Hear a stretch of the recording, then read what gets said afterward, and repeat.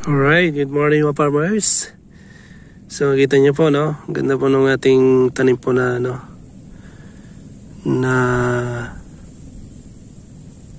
magkamali nito, long pin. Kasi nabanggit ko to ng GSR, hindi pala GSR po mga farmers, long pin 2096. So ito nasa 2 months yun siguro to. Yan, so kita po natin wala po masyado pang makitang lumalaking damo, no? So kita po siya na napaka green po niya, mga dahon po niya. So kapag ganito po na wala po masyadong damo, maganda pong paglagi po ng palay. Sa makikita niyo po, iba po talaga kapag hybrid po mga farmers.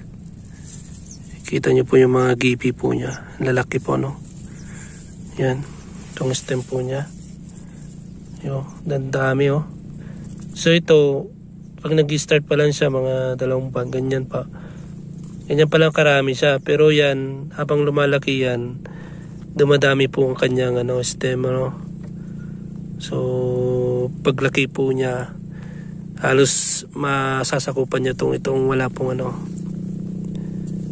itong space niya po ito, dahil ganyan bubukayan Nakita niyo mga farmers yung mga nating vlog na makapal po yung kanyang mga stem. Ganun po mga farmers po yun. So ito po ay sabog tanim po ang ginawa. So sabog tanim, pero kita niyo naman napakaganda, wala pong masyado pang damo. So at irrigated po ito mga farmers. Ayan po. So mga farmers, irrigated po siya, Yan. So ito po yung pinakita ko dati, ito na marami siyang kuhol. Una pa lang tanim siya, pero makita nyo naman makapal na, na transplant na siya. Lagyan po, kakaya po na ito, nasa gilid po mga farmers, yan, diretso.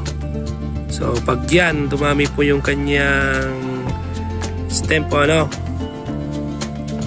lalabas. So yan, kakapal tong gilid po niya ito. Diretso po yan So kita po natin kaysa-isa yung mga tanim po niya. Kasi sabog tanim po ito, pero makapal po, Ang ganda pong tingnan kapag basta kompleto po yung yung fertilizer po niya. Ginaganin po natin na abono. Nalabas talaga yung niya, yung mga sanga niyang iba, o yung gipi po niya.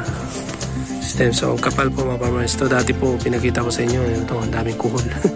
Pero tingnan nyo ang mga palay na lumalabas. So hindi pa masyadong kita po yung damo po niya. Pansin lang po natin wala po masyadong damo, so ganito. Pero pag lumaki pa yan, makita mo na lalabas yung mga iba. Pero hindi naman lahat, kasi makita mo wala pa ngayon So usually kapag ganito po na stage po ng palay, kailangan po ng tubig po yan. Lagi pong basta po ang kanyang lupa. Yun yung mga farmers, kunti lang po papasok Mamimintin niya yung tubig. So hindi po masyadong lalaki po yung mga damo.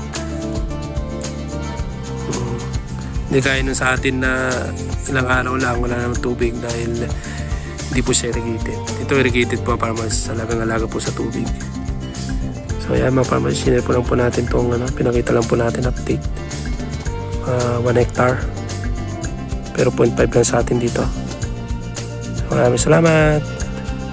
Bye.